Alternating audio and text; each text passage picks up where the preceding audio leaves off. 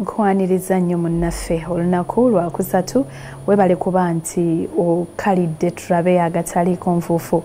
Nze Sanyu Robina Mweru kandi ne Mebo Mulungi kkiriza tutandike n'ebikulu ebiri mu olunaku olwaleero. Abasuubuzi basazizzaamu akeediimo basisinkanye Nabbanja n'abawooyawooya. Njagala okubasaba enkya mugende mukole.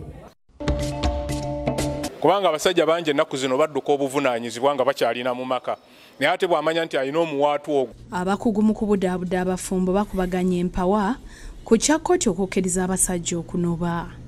Wandibaddewo okulambikibwa nti omwami bw'anoba agenda wa. President Museveni asinkanye abalimi b'amajaani ne bamubuulira ebibanyiga. Wakubakwatirako. Tea should have been grown by the medium or large scale people, not small ones. Minister Namuganza awewedde akakiiko k'abannamateeka bwe kalagidde okulonda kuddibwemu e Bukono. Ng'ensala eyo ebadde eddamu okusaba kwaffe bulungi nga bwe twakusaba.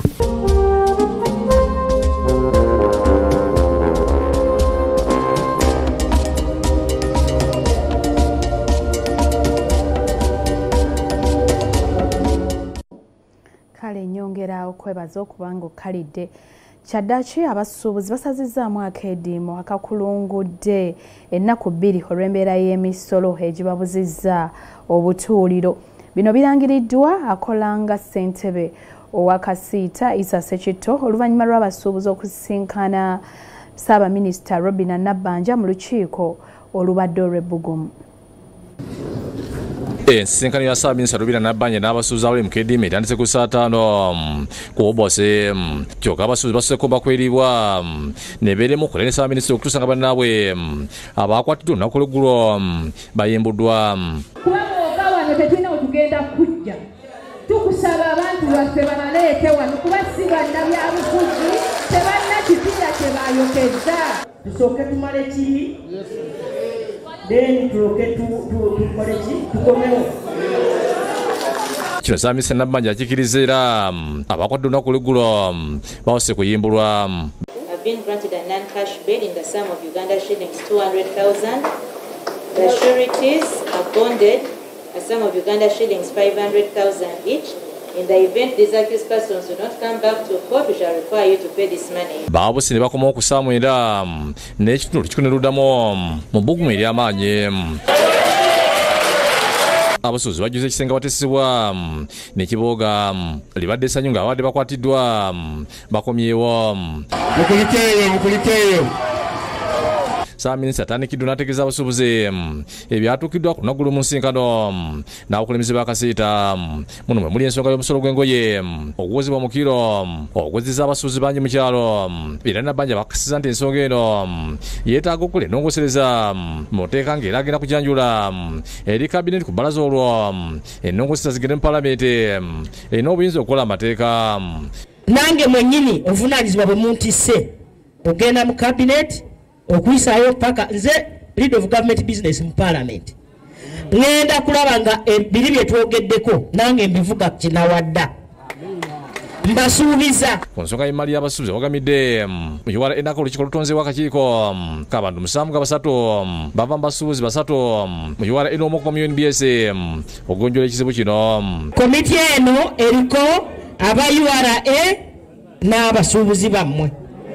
Bakanyiza akakiiko kano kwa bwekyemo y'okulaba nga abasuubuzi bafuna ebintu bya URA ebyegamba nti banennyini kote babisuubula oluvannyuma lw'okubagwamu nti bali bawutanya omusolo. Kubanga ekya delays twakyogeddeko nekikaanyaako nti URA ne UNBS bakole one stop center etuyambe obutakereya abasuubuzi. Ku nsonga y'abakyali n'abasuubuzi ebalubiza okumala ku bizinensi kikkanyiziddwako nti Ssaabaminisita agenda kuyita olukiiko olunaku lw'okubira wiiki ejja oluneetaba bali baminisita balala basalirwamu amagezi. Kyokka ente zigenda zibadde zakusereza ligenda mugga kuba mubadde muno okwerangira ebisongovu n'okusonga ennwe nga Ssaabaminisita obidde akola butaweera okukakanya embeera. Kukwata bintu myezi 5 nga tetusasula musolo n'obanga okola na gavumenti oba olwanyisa gavumenti. Yagira mu lutalo lwa E-Freeze ng'ayagala n'omutembe yasasula E-Freeze ng'ayagala ebintu bye batusasulidde omusolo nga tubiyingiza tumale tusasula ifrizi mu maduuka gaffe y'omukamishona ajja n'olwaleero yasoloza omusolo mu kiro. Abasuubuzi baweereddwa omukisa okubuuza ebibuuzo ne balaga obulumi ku nsonga endala nnyingi ezitusobola okubalimi obusuubuzi. Be basuubuzi abatusuubulangako ng'abakongo abajja ne bayita wano n'akubuuza nako n'alaba ki ky'olina mu dduuka n'akugamba agenze Tanzania kugula bintu. Esente ezo zonna zaasigalanga wano. Nafukamira mu motoka oba enningi naye tubabitwala n'omulaga omukazi empapula n'agamba seetaaga kutundulamu ojja kujja enkya tukole ekyo kye emmaali bagizaayo nga n'empapula tebeetaaze kugitundulamu. Yebigwene kamishona wa URA John George Musinguzi akkiriza okulagana n'abasuubuzi okutema emmaali yaabwe.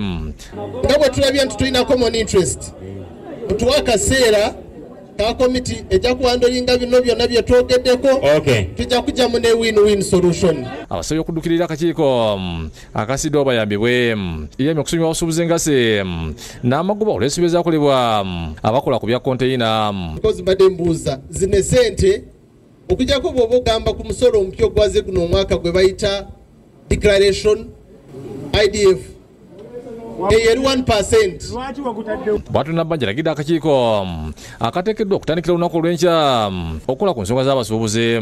Njagala okulagira komiti gye tutaddeko etandike okukola enkya. Asuubiza abasuubuzi nti gavumenti egenda kubazimira ebyana boone okusasula emisolo egitatadde mu bibandu by'obwannannyini abatuukira konteyina zaabwe. Ekigenda okumalawo kino kyonna gavumenti kuzimba warehouses. Kakati obusosososo buno nga tetunaba kuzimba jagala kubanga ffe tubawa license abo. Kakati URA njiragira ne Ministry ya Trade okukwanaganya bano abantu nange mwennyini njagala olukiiko olwo ndubeeremu baleke kusiranya abasuubuzi. Abaliriza asaba abasuubuzi okugula amaduuka bakole okutandika n'enkya. Njagala okubasaba enkya mugende mukole w'amaduuka abaana baffe tufune ekyokulya. Abasuubuzi nga bayitamu akolanga ssente wakasiita agisa si kito bakkiriza okumyako endiimo bagule amaduuka olunaku olw'enkya. Abasuubuzi bano be bakama bange bwe tuba tutudde mu maaso ga Prime Minister n'atuwa omwezi gumu olutalo lwa kiro olutalo lwa value olutalo lw'abagwira ng'atuula na lwakubiri nza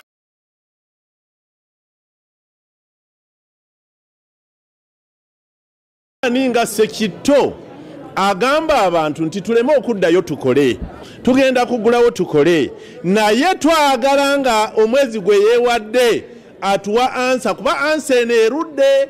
Mu kusooka ekibuga kisibye kya Kimpowooze olw'amaduuka agabadde amaggale. Fred Kajobe ne Disale Mutya bakusakidde eggulu eno ku Lwabukedde TV. President Museveni asisinkanye abalimi b'amajaani ne bamubuulira okusoomoozebwa kwe bayitamu. President bano abawadde obuwumbi 312 zibayambeko okusasula amabanja n'okwongera omutindo ku majaani. Omukulembeze w'eggwanga Yoweri Kaguta Tiwabula Museveni alagidde minisitule y'ebyobulimi obulunzi n'obuvubi okubaga ebiragiro ebinaagobererwa mu kulima amajaani n'okugaddukanya mu ggwanga beewala ebbeeyi ekyukakyuka buli kadde. Business is about demand and supply. If supply exceeds the demand, price will go down. But in some crops, it's worse than in others. So therefore, what happened to tea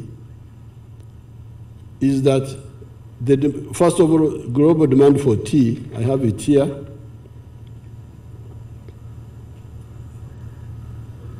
Global demand is 6.2 million tons.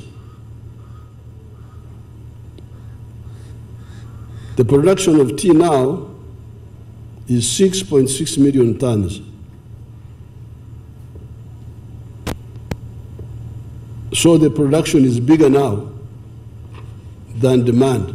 pulezidenti okwogera bino abadde asinkanya abalimi b'amajaani abaganoga n'abagongerako omutindo mu bugwanjuba bw'eggwanga ng'abadde mu disitulikiti y'e Bushenyi. Pulezidenti alagidde abalimi b'amajaani okuwandiikira gavumenti ekiwandiiko ekinyonnyola obukulu bw'ekirime kino oba kya mutindo ogwa waggulu oba gwa wansi basalire wamu amagezi. From the beginning, tea should have been grown by the medium or large scale people, not smaller ones.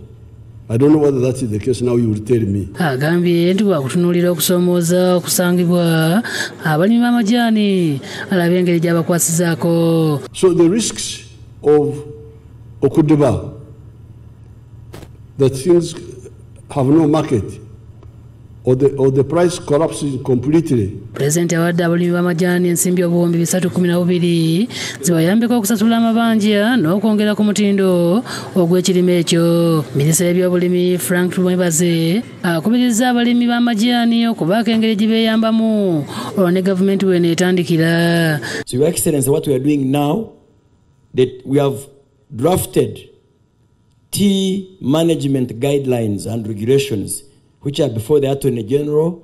When they are out, we will bring them to Cabinet.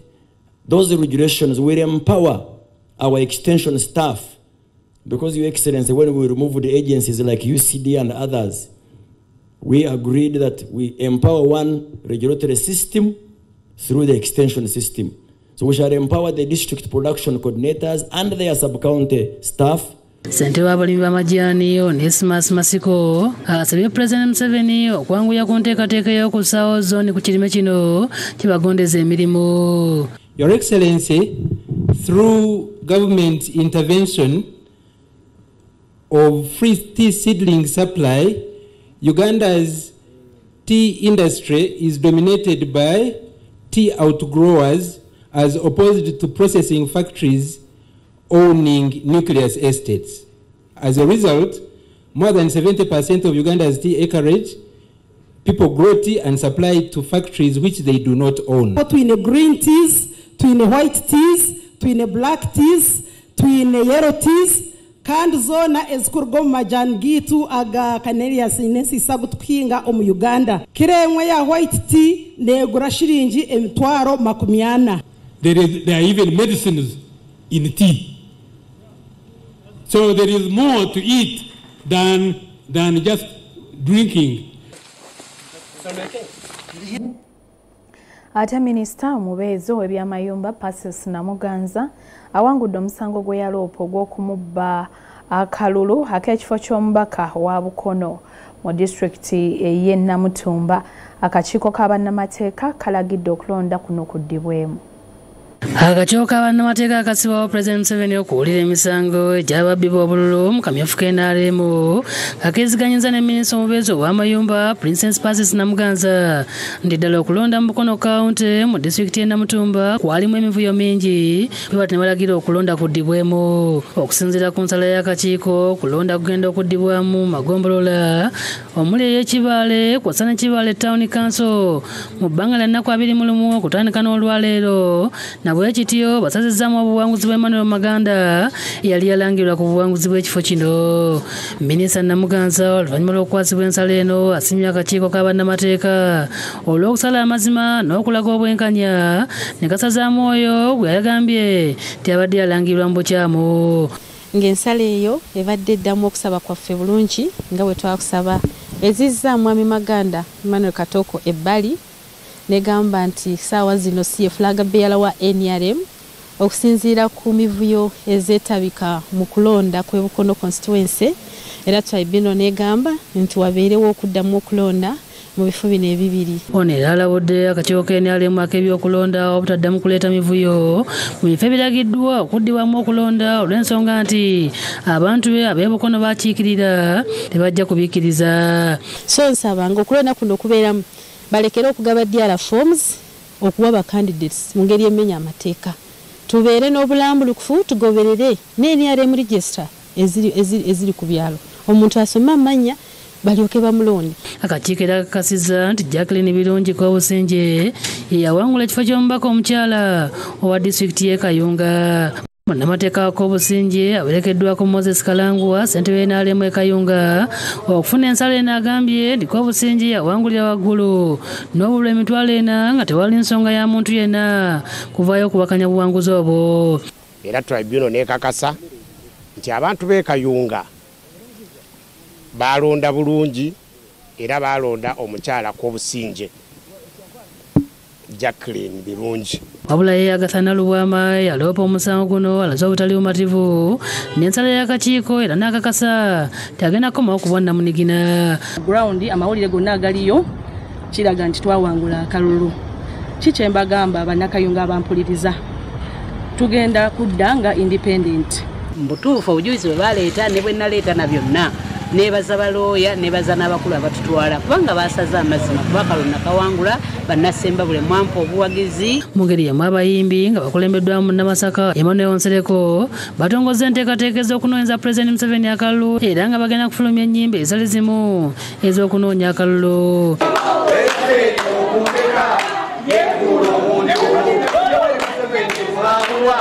So kati ffe abayimbi bwe tuyisa ebintu mu nnyimba kitegeeza nti tutuusa mangu message. Kati naffe lwaki tuli wano tuliwo ng'abaana ba NRM tuliwo ng'abayimiridde okulaba nga Muzeeyi 2026 addayo mu ntebe. Muzeeyi okoze Uganda ekuze egenda mu maaso. Naye omukuzo olwagula ebitabo UPE n'engenda ku ssomero. Abayimbi era basabye gavumenti okubateera ssente mu nsawo yaabwe ezijja okuganyulwa abayimbi bonna. Waba okola leero music tomusuubira kumufunamu ssaawa zino ate nga be bamu abajjayo ekintu ku ground. Mu bufube omu n'abavandimwe abawangalira mu Uganda batongoza enteekateeka ez'okunoonyeza Pulezidenti Museveni akalulu akamuzza mu ntebe mu kisanja ekijja. Bakulembeddwamu ssentebe waabwe Frank Gashumba ng'agambye nti bagenda kutambula disitulikiti ku disitulikiti nga bakunga abantu. Kumwenda osinga nga kandideti waffe ekisinga obukulu abavandimwe b'Abanyarwanda balinganga MTN oba Airtel. Tewali ekitundu mu Uganda mwe batali. Era okutandika n'omwezi ogujja tugenda kutambula all regions of Uganda abantu baffe mwe bali nga tubabuulira lwaki balina okuwagira Ssaabalwanyi. Munnaye NRM Justin Buchana akakasizza nti bavandimwe basobodde okufuna ndagamuntu awatali kusosolwa. Ate Museveni tetugenda namuwa bwikalulu n'amaka twagasiibudde dda tugenda gavaamu. Tutambule eggwanga lyonna nsonda ku nsonda. Basomye ekiwandiiko ekyawamu ekirambika Museveni byakoledde abavandimwe era ne bamusaba ne ku nsonga ya passport ekolweko. Whereas our people are still facing discrimination with the Department of Immigration, that is internal affairs, we are optimistic that this too will come to an end. Naye abaana abange be nazaalira e Rubaga mu Nsambya mu ddwaliro baba ma passport. Robina Nantale yakusakidde eggulu eno ku Lwabukedde TV. Ate abakugu mu kubudaabudda abafumbo ne bannaddiini bakubaganya empawa ku kya kkooti etaputa ssemateeka okukkiriza abasajja okunoba nga bafunye obutakkaanya ne bakyala baabwe. Bano beewuunya wa omusajja gy'agenda okunobera nga kiyinza n'okwongera ate obutabanguko mu maka. N'okutuusa kati abantu bajja kubagana empawa ku nsala ya kkooti etaputa ssemateeka ewadde abasajja ebbeetu okunoba mu maka singa ebiri basukako ebbanga litali ggere nga balinda kkooti okusatulula obufumbo bwabwe. Embeera eno yasanyudde abantu bangi naddala abasajja. Kirungi nnyo kiraga nti etteeka lino bwe liba liyise lijja kutuyamba nnyo ffe ng'abasajja kubanga tubadde tunyigirizibwa ninga tulina bwogerero. Luwaddembe okunoba nafunamu ebiseera byawumulamu oba wiiki bbiri nakomawo ng'omukyala yeesootiza. Osooka n'oddukamu n'osooka weetereeza. Leero bannaddiini n'abakugu mu mbeereza abantu saako n'abuvunaanyizibwa okulambika obufumbo baliko okuwabula kwe bakoze okusinziira ku Sheikh Imran Sali atwala ebidiini Kampala mukadde eky'omusajja okunoba mu busiraamu kikola kikyamu. Mu butonde ne mu magezi aga bulijjo ne mu ddiini yaffe ey'obusiraamu omusajja okunoba abeera ssekibotte nno ddala. Ategeeza nti singa ekirwa kino kikolwa mu kiseera ekigere olw'obutakkaanya tekirina buzibu kuba kireetawo enjuyi zombi okwefumitiza ku nsobi zaabwe n'okwekakanya. Akatundu kenzikaanyako ne kkooti senga ng'omusajja kuba kwetegulamuuko ekiseera ekigere asobole okuzza embeera mu nteeko wakati we ne mukyala we gwe baasowaganye naye. Ekyo kirungi. Alambudde ku nnambika y'ekikula ky'omusajja okulaba omusiraamu okwawukana ku omusajja kuba kwakwawula bisenge n'ensonga ez'obufumbo. Obusiraamu buga nti okwawukana okw'omusajja okwandibadde ng'okunoba kwe kwawula kisenge na mukyala we n'ensonga endala ez'obufumbo okubeera nga takyazikiikamu. Ategeeza nti singa embeera ebigira ddala ng'abufumbo tebakyasobola kubeera bombe kya bugunjufu okwawukana mangu ddala nga beetaaga okusobola okulambikibwa ng'eddiini y'obusiraamu ew'emyezi 3. Ekyo ekyabafumbo okubeera nga baawukana mangu nga tebyetaagisa na kwennyonnyolako nnyo, ekyo nedda. Ddala beetaaga bawuliziganye, beetaaga omulamuzi atuule nabo, beetaaga seeka atuule nabo, munnaddiini atuule nabo. Waliwo ensonga nga abantu bazitutte nga nnene nga balaba ng'eziyinza n'okubaawukanya naye ng'ate mutuufu tezaawukanya muntu. Josephine Kasata akulira abakyala abafumbo mu Buganda agamba nti kyabamye okunoba mu mbaka kitata n'obuvunaanyizibwa bwabwe obwa Katonda kuba kyateekebwateekebwa nga balina okulira amaka. Kyabaami okunoba kireka wala nnyo obuvunaanyizibwa bwabwe Katonda bw'abawa okuviira ddala mu kutondebwa kwabwe, kubanga ffe tulowooza nti omwami ng'amaze okulabika n'okwebwa obuvunaanyizibwa nti ye mutwe gw'amaka aba amaze okwambala engule eyo eraga nti asobola okwaŋŋanga buli nsonga zonna ng'aluŋŋamizibwa Katonda ate ng'alerebwa. Agambye nti ekikolwa kino kyandiviirako ebikolwa eby'obutabanguko mu maka n'okusuulawo amaka okweyongera. Yesi mu kkooti mujja kulaba ng'ababiwangudde naye temwerabira nti ate bijja kuvaamu asidi, bijja kuvaamu ebintu ebirala bingi nnyo, bijja kuvaamu obutamatira. Mujja kutulaba wano ng'ate abaawukanye bakimye tanka ze baatwala. Ategeeza nti ekikula ekyokunoba si kyekirina okukolebwa nga wasaanye wabeewo okukkanya wakati wa bannaddiini n'abakulembeze okulaba nga ebikola ebiviirako obutabanguko bikoma. Ebyo byonna ebiviirako abasajja okunoba tubisalire amagezi. Bannamateeka namwe mutuyambeko. Abakulembeze b'enzikiriza bayingirewo, abaana eno gye bakulidde nabo bayingirewo, abazadde. Singa boodi ez'esatu zituula tujja kutuuka ku kukkanya. Ye ali malo mu mbeera z'abantu n'okubabudaabuda okuva mu A to Z ekitendeka Jansi agamba nti ky'abasajja okunoba tekyandibadde kibi okufuna ebeewugumako nga bafubye obutakkanya mu maka esse malo okubagwamu. Kkooti kye yasazeewo ekyakaseera akagere kyandibadde kirungi era ffe tukiwagira olw'ensonga nti kiyambako omuntu okwekyekinga okwekuba mu ttooki gwe baleseewo n'avuddewo. Agamba nti kkooti yandirabise bulungi owa gye banobera, naye mpozi kkooti kye yeerabidde mu nsonga eno yanditaddewo akawaayiro akalala akagamba nti mu kiseera kino ng'omwami anobye yandibadde anoonya omukugu amuyambako okwaseesinga oba okwekenneenya famire eyo oba obufumbo bwabwe okuzuula ensonga ezibatawaanya mu ngeri y'ekikugu. Mala ategeeza nti kyandibadde kirungi omusajja ogamba nti anobye ate n'afunayo omukazi omulala amuggyako ekiwubalo kubanga kino kiwongera bizibu ku bizibu.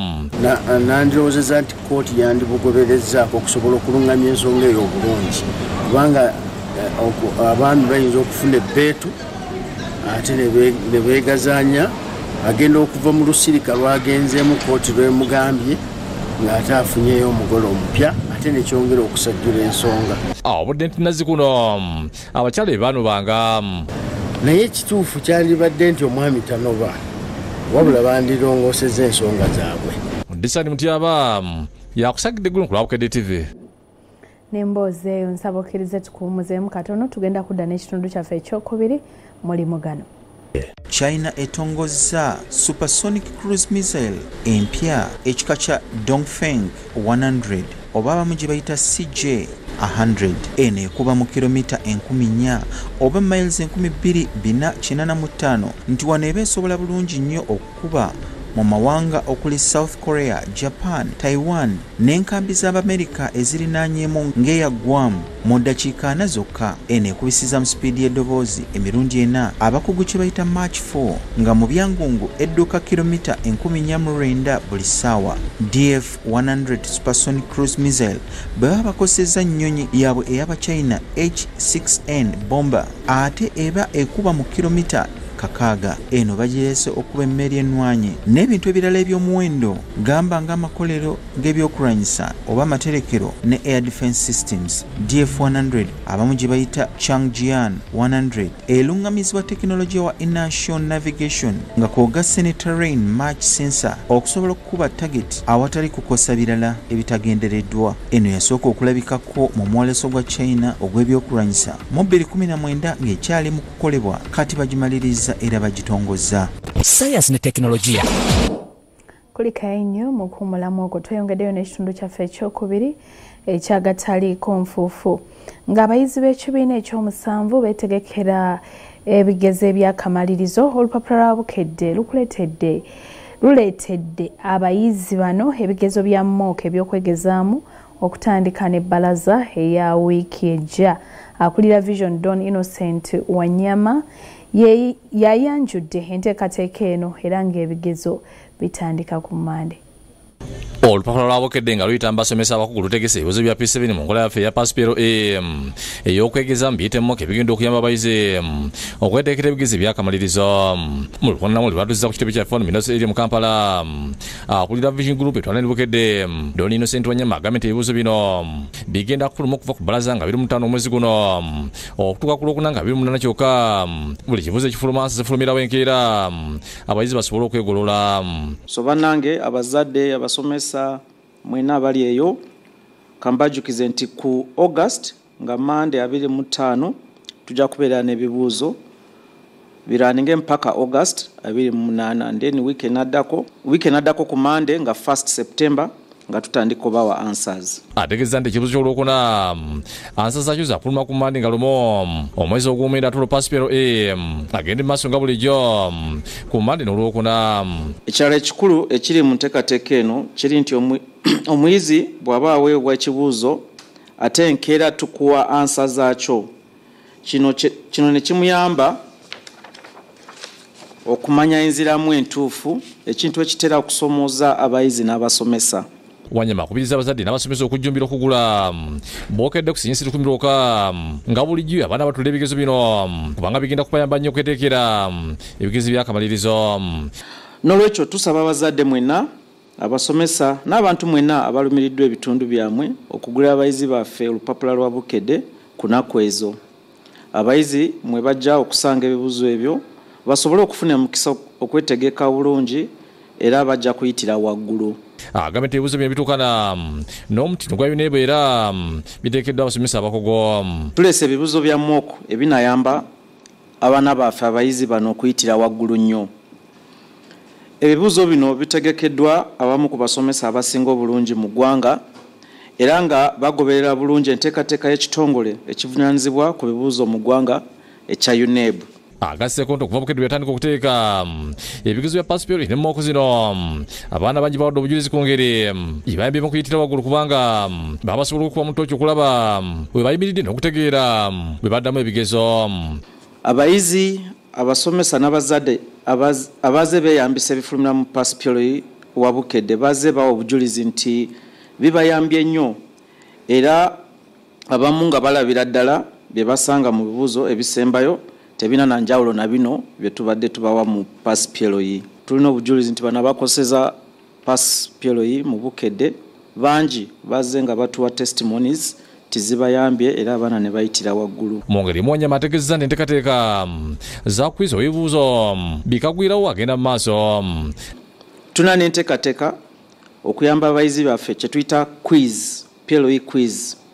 Tutegeka quiz eno nga tuleeta abasomesa abakugu mwe babuliza ebibuuzo naddala ebisinga okutawanya abayizi era ku mulundi guno twagala twongeremu ebirungo twongere okulinyisa omutindo. Ategeezza nti zakubeerawo mu wiiki esooka mu Oktoba n'asaba amasomero okuleeta abaana kubanga kwizi ono abayamba okuwagala obwongo. Kwizi eno egenda beerawo mu wiiki esooka mu mwezi gwa Oktoba.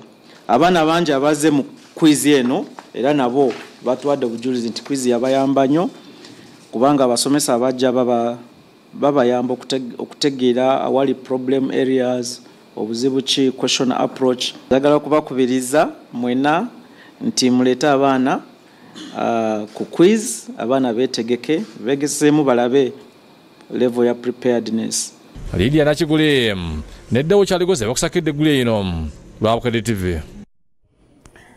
Nga tugenda maaso n'okukola ku nsonga ez'abalonzi zibassaako essira nga bayita mu kunoonyereza okwakolebwa ab'ekitongole ekya Vision Group. Bano batutegeezezza nti ku nsonga y'ebyokwerinda mu kibuga basaba kamera zongerweko. Buyondo Richard omutuuze w'ensambya Kevina kamera gavumenti ziyateeka ku luguudo gwe zayamba okukwata ababbi abayingire we ne bamunyagulula soda bia wamu ne compressor ya fridge. Agamba nti oluvannyuma lw'okumunyagulula alinamu omukwano gwe yamuyamba n'amutwala ku poliisi Nateete era ne bamulaga ababbi abamenya ne bayingire we nga bano baali baana ba ku kyalo. Nengezaako ne tubakwata ne bagezaako okutuddiza ebyaffe. Agamba nti abantu abasinga obungi tebamanyi ngeri ya kulondoola mu misango nga bayita mu kamera gavumenti ziyateeka ku nguudo wabula ye n'asiima mukwano gwe eyamuyamba okumutuusa ku poliisi ofuna obuyambi.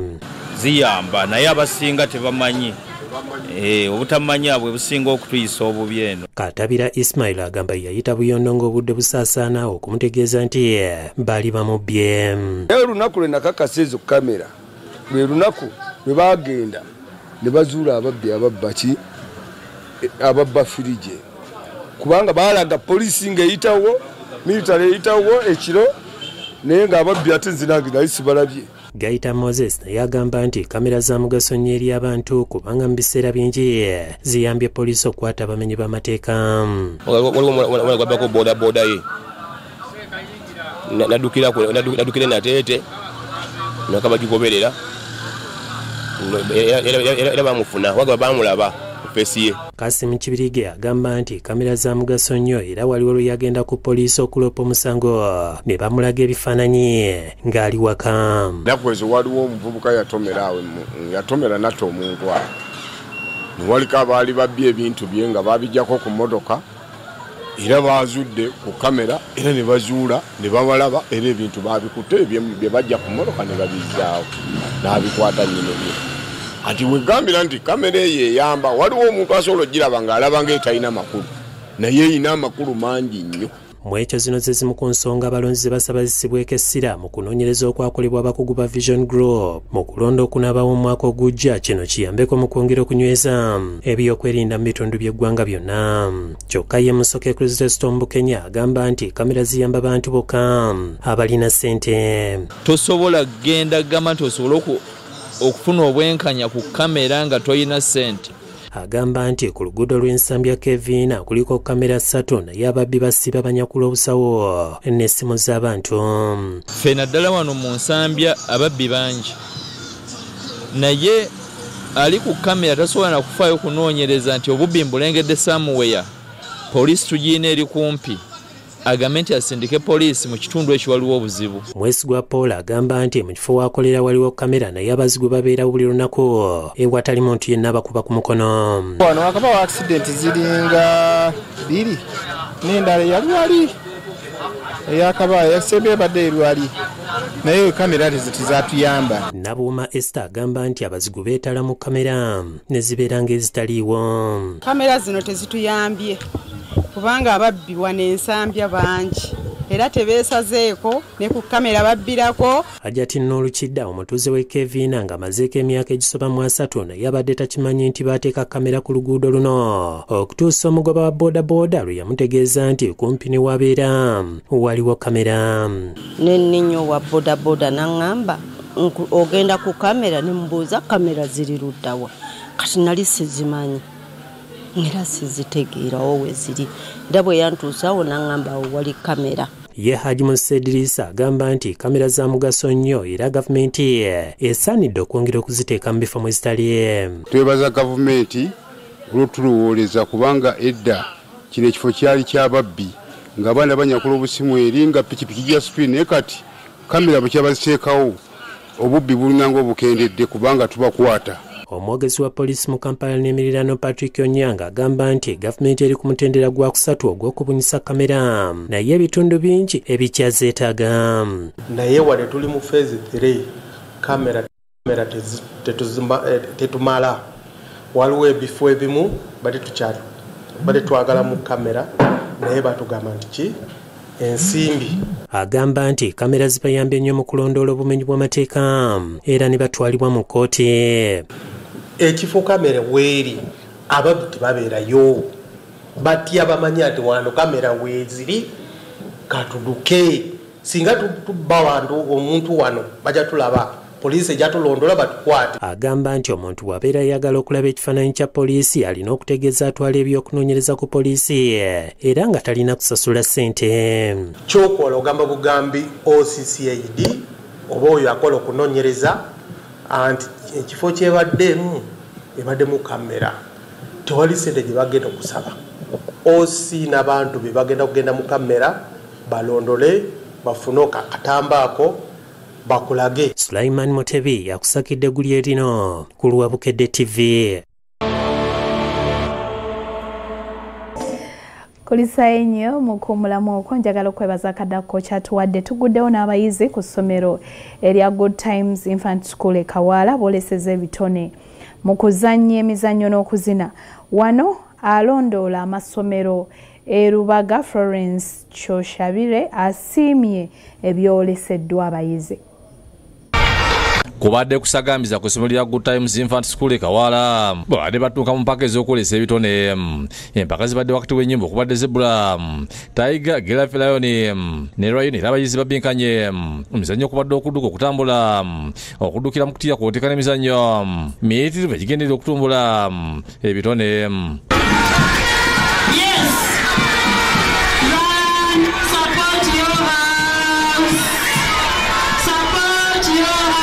Please go over that side.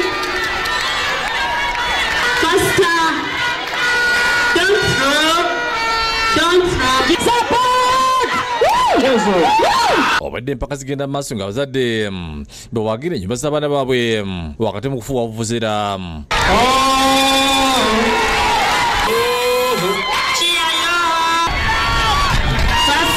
Principal w'essomero lino yagambye wakago Ronald Mpagi yasiima abayizi olw'omutindo gwe booleseza mu kutumbula ebitone.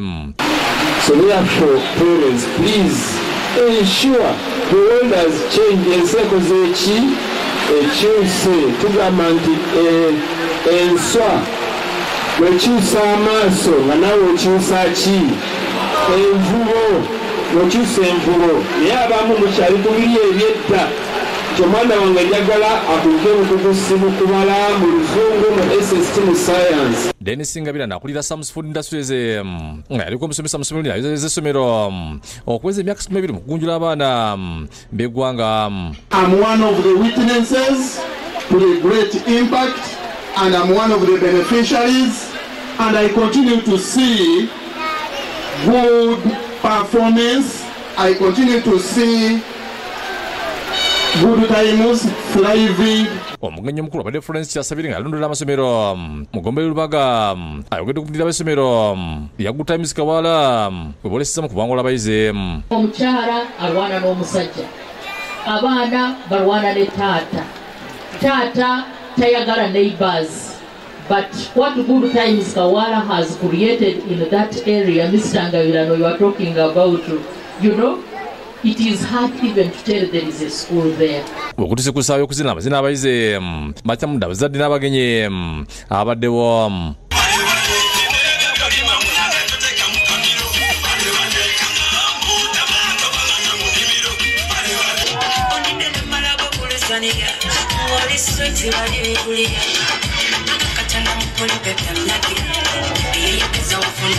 Empaka zigenza okuggwa nga ennyumba ya Rhino yeziwangudde n'esukira mu kikopo wakati mu ssanyu. Dennis Echakunga yatwala ebyemizannyo ku Good Times Kawaala agambye nti empaka zino zaatandika mwezi guwedde mulimu n'okusamba akapiira ng'ekigendero kya kutumbula bitone mu baana omwali n'omuyizi asanya kyese nga Sewena ali Zimbabwe mu mpaka akubiriza abazadde batulira ebitone by'abaana tikuba bayamba nnyo mu biseera byabwe eby'omu maaso. We have so many outstanding talents. So the major purpose of organizing these games and sports is to nurture talents. David Tamale yakusakidde eggulo ku Luwabukedde TV.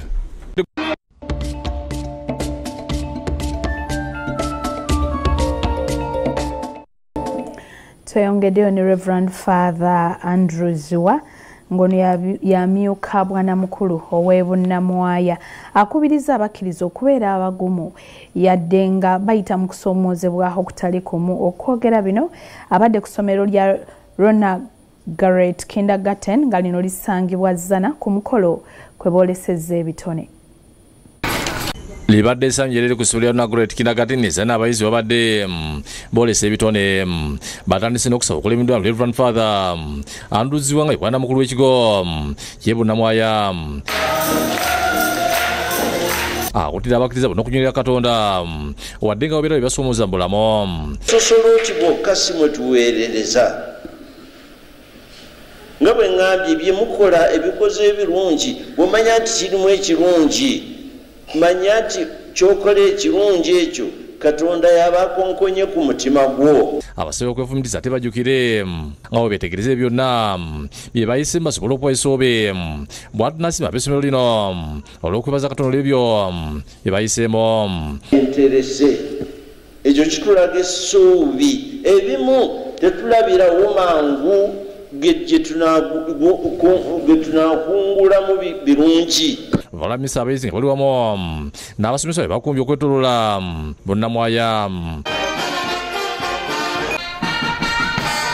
Abayizi booleseza ebitono mu badde okudduka amazina kwata n'emizannyo nga bagoberera ensomi empya.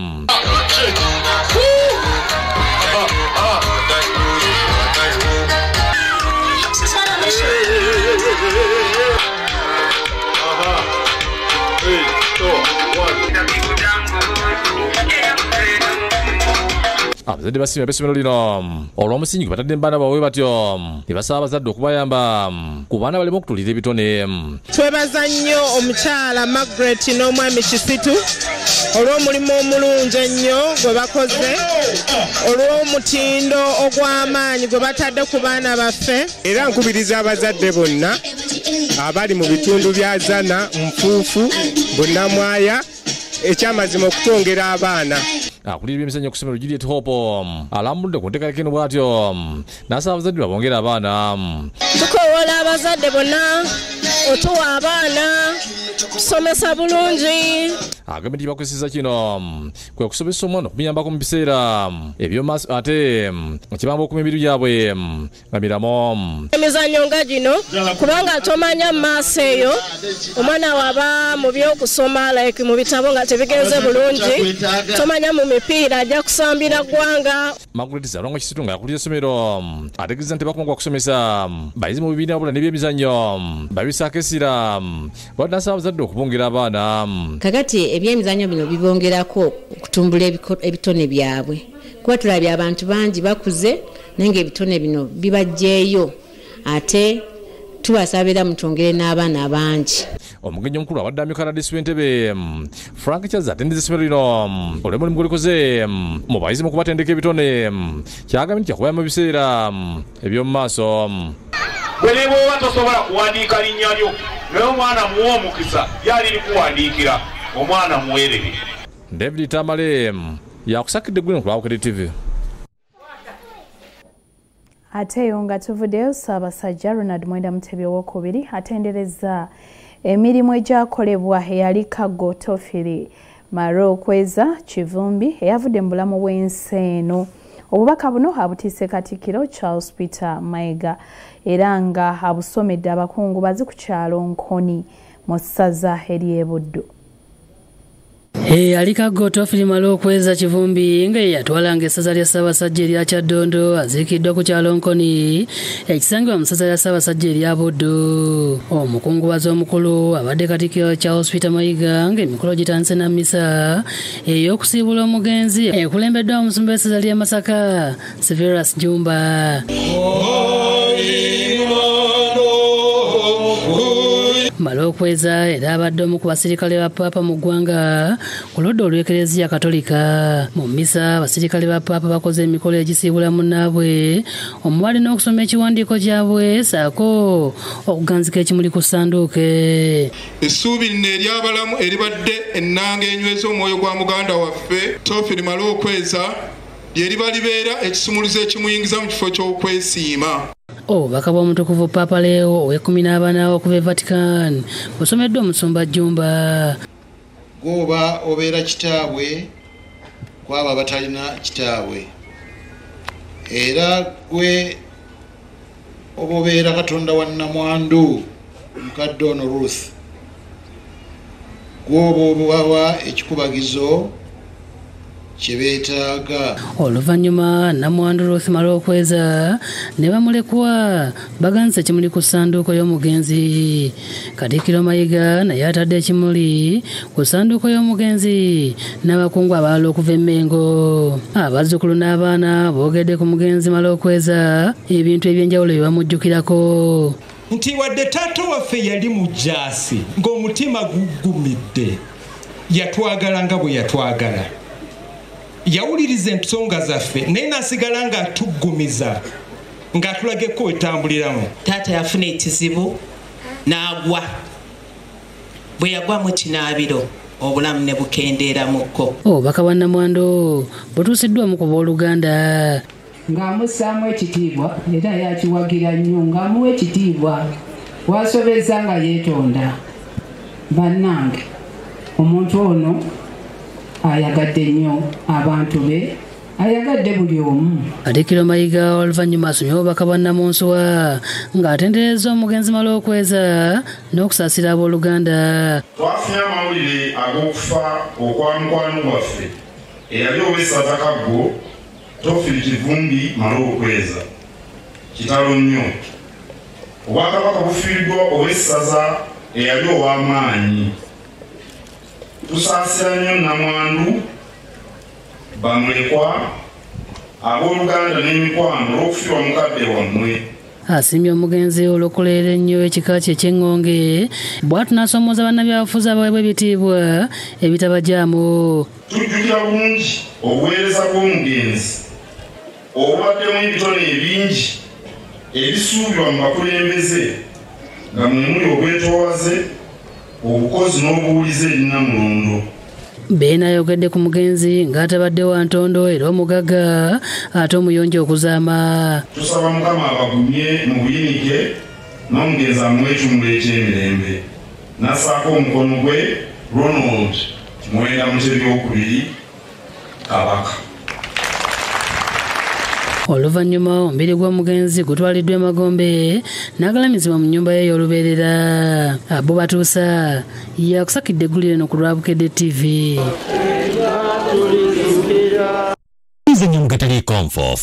Kati osobola okusasula DSTV buli wiiki n'onyumirwa show zo ezisinga okukyamula okumala ennaku 7 ku nnusu 15,000 zokka. Mwattu obinyumirwa wonna weeyagalidde.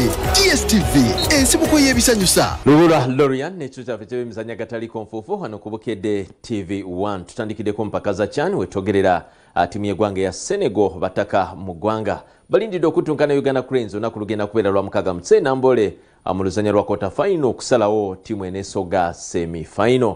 Enkambi ya Uganda Cranes olunaku lweyongeddemu ebbugumu oluvannyuma lwa President wa FUFA Engineer Moses Magogo okubawa ssente. Buli win $2,000 buli muzannyo ate nga amaliri ga $10,000 bawangudde emipiira ebiri okuli ogwa Niger wamu n'ogwa Guinea ssaako n'okola amaliri ne South Africa kitegeeza ze 15,000 buli muzannyi zaafunye ku mpaka za CHAN nga balina ne ssente ez'ensako ze bafunye ebbanga lye bakamala mu nkambi nga era buli lunaku balina okuba bafuna $100. Uganda Cranes okutuuka wano olugendo teyalutandika bulungi nga yakuba omupiira ogwasooka eggwanga lya Algeria gol 3 ku bwereere newangula emipiira ebiri egyaddako ogwa Guinea ne Niger kw'ossa n'amalya ga South Africa aga gol 3 ku 3. President wa FUFA Engineer Moses Magogo ategeeza nti enkambi eggumidde oluvannyuma lw'okuwa abazannyi akasiimo kaabwe mu mipiira gyonna gye baakazannya nga buli wiini ya $2,000 kw'ossa n'amaliri aga $1,000. Twagenda wensanga eyaffe omupiira okugobwa omupiira okukadde 7 obwa Uganda era abasambi emipiira gyabwe bagobye esente zaabwe obulidde bwogenda bazirina buli lunaku lwe basula mukamu bafuna $1 za Amerika 10 bwe twogerera kube batandiza paka olwaleero abasambi bwali musambya banja. Ku nsonga za Hotel Cranes gyesuzibwa eya FUFA Hotel, President Magogo ategeeza nti wano wasinga abalala wonna kubanga abazanyi beegazanya bulungi mu buli kimu kye baagala. Timu 10 ez'omupiira ez'abawala ez'abaana zonna zisulawa ate waliwo netutuuka n'okutuuka nga tulina national team 2 zonna ziri mu kampu ng'emubeerako waliwo emu nebeera n'awala naye hoteri eno baagiteeka mu ngeri yabyamizannyo era ne timu z'emizannyo emirala nga si mupiira oba ne kulabu zaffe ez'omupiira gano maka ga tiimu yabyamizannyo yonna webanga tewaliwo puroguramu egenda mu maaso tubadde tubikola. Onakunza abawagizi okujja mu bungi okuwagira ttiimu yaabwe okulaba ng'eyitawo ku luzannya oluddako. Abazannyi Jose Lunjogi ne Gavin Kizito nabo bakunze abawagizi okujja mu bungi. Okuzimba bazannyo obutatulekera mu mbeera yonna kubanga okulaba match yasooka twaluzinga naye tebagwamu maanyi ne ku geemu yaddako bajja mu bungi era nga kyembasaba neno geemu y'oku Saturday temugwamu maanyi tugenda wangula basaba kujja mu bungi. Anti agujja beera mwangu Senegal twamukuba nedda omupiira gwonna gwetaaga kukola na concentration ey'amaanyi era ffe ng'abasambi tuli concentrated nnyo era twetegese bulungi okulaba nga tuwangula geemu yaffe ya quarter final bira ebya friendly tugenda kubeerabira. Yo ttiimu ya Senegal bamaze okutuuka mu ggwanga okuttunkana Uganda Cranes ku lw'omukaaga wano mu kisaawe Namboole ng'omupiira gwa ssaawa 2 ez'ekiro. Ate ng'etuvuddeyo ne tugendako mu muzannyo gwa digi ekibinja ekyokubiri kituse mu ggwanga okuva e Zimbabwe gyabadde mu mpaka za digi eza Africa era nga abamu ku bo basuubira nti bataddewo omutindo omulungi era nga banjagira gavumenti ogenda maaso n'okubanga edduukirira omuzannyo gwa digi wano mu ggwanga. Ekibinja ekyokubiri ekyabavuzi bana abaddigiza empaka kikomyewo enkya ya leero okuva e Zimbabwe. Abavuzi 36 be bakiikiridde Uganda e Zimbabwe mu mpaka za FIM Africa Motorsports Championship nga mu bakomyewo leero mwe mubadde ne Jamaira Makumbi nga muvuzi wa Uganda eyasobodde okuwangula ng'ono yawangudde mu mutendera ogwa CC 65. Jamaira oye! Wadde nga yawangudde, Jamaira yafunye okusoomozebwa ng'ono ategeezezza ng'omusenyu bwe gwamusumbuye mu mpaka zino.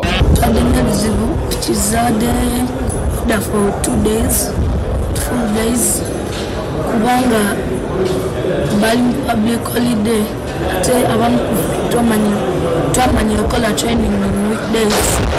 We were able, but we didn't do it on our bikes.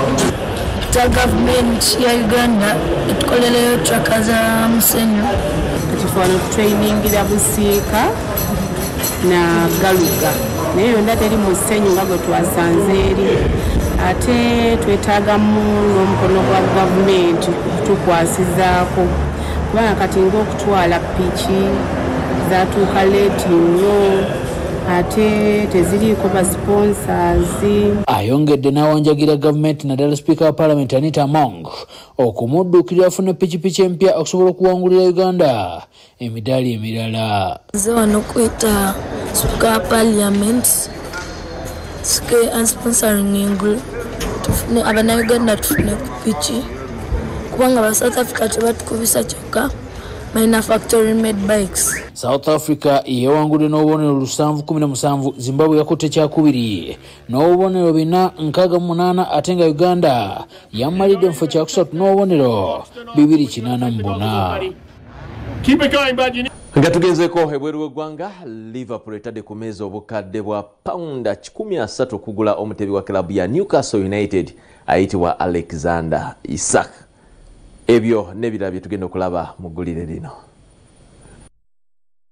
Nga akatale k'abazannyi kakyagenda mu maaso, amawulire ag'ennaku galaga nti omutebi wa Arsenal Kai Havertz yafunye obuvune ng'ono abasawo ba ttiimu tebannasalawo ddi lwagenda kukomawo. Omutendesi wa Arsenal Mikel Arteta atunuulidde kuleeta mutebi wa Aston Villa Morgan Rogers era nga kisuubirwa nti Arsenal eyinza okwongerayo omutebi omulala nga akatale tekannagala wabula nga ne Rodrigo wa Madrid bakyamutunuulidde. Ate yo Aston Villa etunuulidde okuleeta omutebi wa Chelsea Nicholas Jackson ng'ono Chelsea emwagala mu bukadde bwa pawunda 6 ebya Bayern Munich okuleeta omuwutanyi wa Chelsea bikyaganye nga kino nakyo kigenda kulemesa Chelsea okuleeta omuwutanyi wa Leipzig Xavi Simons.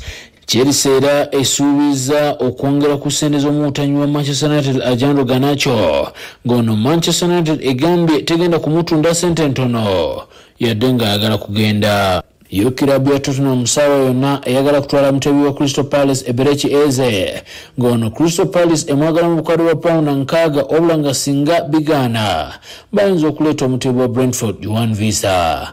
Yo Liverpool ezemu okuleeta obukadde bwa pawunda 13 ku mutebi wa Newcastle Alexander Isak nga bano basuubira wiiki ejja omutebi ono asuubira okubeegattako singa wano baba tewali kikyuseemu. Wabula era aba Liverpool bakyalemedde ne ku muzibizi wa Crystal Palace Mark Guehi ng'ono bamutaddeko obukadde bwa pawunda 35. Agechidi msike mizanyo chocho na kulwaliro hanja kuagalize chile chirunja kumata kumira mpera msore bulungi mwera.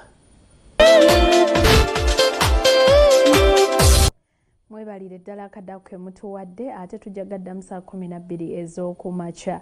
Nze Sanyu Robina Mweruka nkutambuza ne Mebo Mulungi nkugamba nti tako mu Bakushona Designs wali ku Namirembe Road ne ku Zai Plaza ofune engoye zonna ez'emikolo ez'omulembe.